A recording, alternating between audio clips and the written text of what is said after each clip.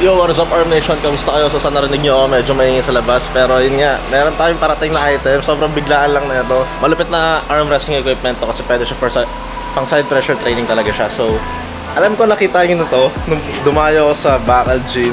Pero, nagkaroon ng pagkakataon para mabili natin siya kasi sobrang biglaan lang. May napanood akong video nila doon sa gym na parang hindi ko napansin, parang hindi ko na nakita yun. And then nag-PM ako, hinanap ko kung nasaan. Tapos nag-joke lang ako na baka for sale. Tapos sabi, bakit trip mo ba? And then yun, pinrasyuhan na game na tayo agad kasi wala lang. Since yun nga yung weakness natin, yung side pressure, maganda kung magkakaroon tayo ng ganong equipment dito mismo sa bahay, di ba? So hindi natin kailangan lumayo. Pero mag-gym pa rin tayo, pero yun nga, kumbaga, kung meron tayong ganun sa bahay, madali na natin ma-access yun. So, pwede maging isa sa mga strength na natin ng side pressure, di ba, kung darating yun. So, inaantay ko siya ngayon, sayahatin siya dito, at samahan niyo ako, medyo na-excite lang talaga ako. Check rin yung ba yan. Pero sobrang biglaan nun, kaninang umaga lang talaga yun. Konting intay lang din, parating na yun. Game.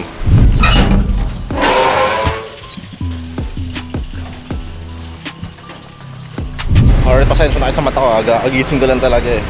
Pansin yung tulog ko 8 AM na, tapos gigising ko hapon.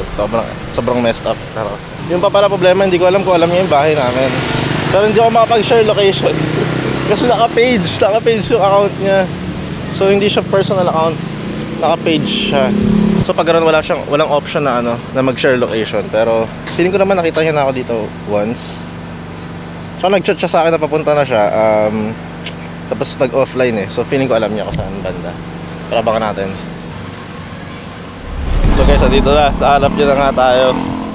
Yalan! Alam? Kaya pala alam, sabi mo na pala. Sige pa kasi.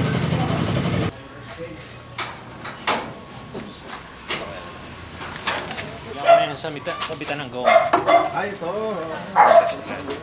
Ito ka nag-design yan, bro. Nakita ko lang din sa video. Kaya ako na bahala dito. Tapos sila ganun pala ni Kuya Alan sa bitan ng goma. Tsaka ito yung before, hindi ito yung gamit namin, no?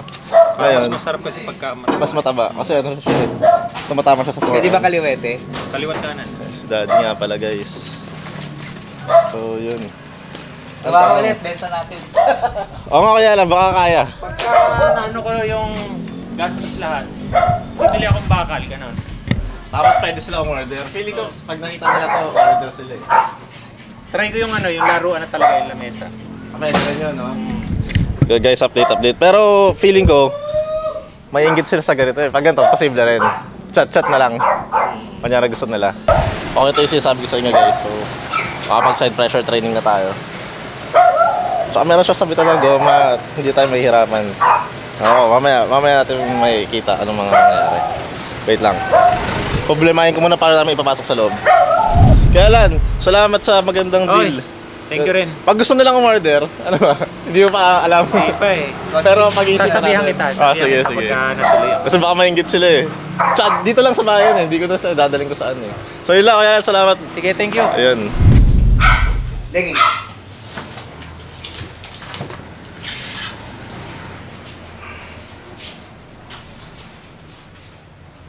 May mat ka pa. Hindi kasi isa sa iniisip ko kung paano siya ipapasok. Kasi nga malaki dun sa pinakapintuan namin. Pero buti na lang, binuksan na to. Dati sarado kasi ito eh. Ngayon, ang susubukan natin kung okay yung lalagyanan ng goma. So, try natin siya. At dito na nga pala siya nakapwesto.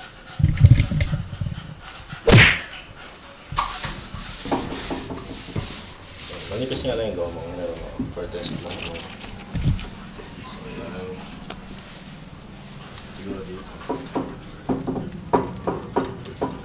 Hindi ko pa alam kung paano ko siya ilalagay, pero okay naman. Ang isa na lang iniisip ko kung paano siya stable. Pero maganda naman yung tapakan niya, so parang hindi na rin ako tutumba-tumba dito.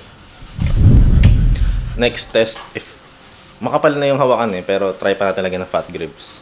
And then, so kung hindi man siya pumasok, okay lang din. Kasi masyado na siyang makapal eh.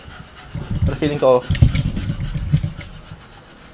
halos konti lang naman yung size difference nila. Pwede guys. Ang mangyayari lang, sobrang open niya. Pero hindi mo naman kailangan hawakan lahat ng ganyan. Ang mangyayari lang, sobrang open niya. Pero okay lang kasi hindi mo naman siya hawakan ng buo. So So, konti lang din talagang mahawakan mo dito dahil sobrang kapal niya na nga. So, yung mga iniisip ko na kung na posible ba o hindi is posible. So, safe. Malalagay siya ng goma. Yung stability niya, dahil nga maganda naman yung tapakan at saka yung sa fat grips. Saka ito nga, hindi ko rin inakala na papakapalin ni Kuya Alan niya sa handle. So, nakakatawa lang daw, marami daw nag-aantay. Doon sa gym na yun, marami daw naghahanap nito. It means marami din talagang mga arm wrestlers doon. Yun, tsaka na tayo gumawa ng training video dito. Gusto ko lang pakita sa inyo na may bago tayong equipment. Yun muna. Wala pa ako naisip na iba na testingin. So, edit ko na agad to.